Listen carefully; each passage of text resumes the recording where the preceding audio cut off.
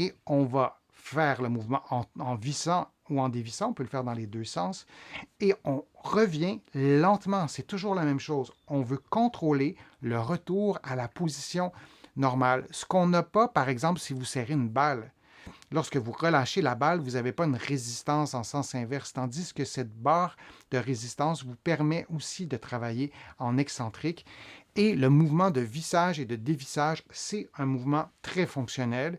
Vous êtes nombreux et nombreuses à m'écrire pour me dire que vous perdez de la force dans les mains.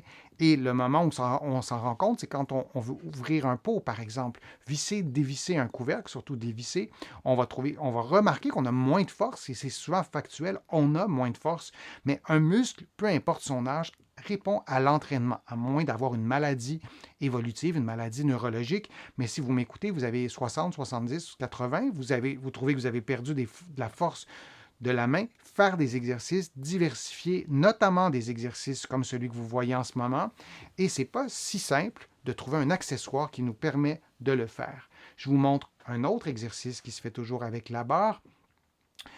Vous allez faire un U, on l'a déjà vu, mais vous allez ajouter un mouvement assez rapide que vous voyez.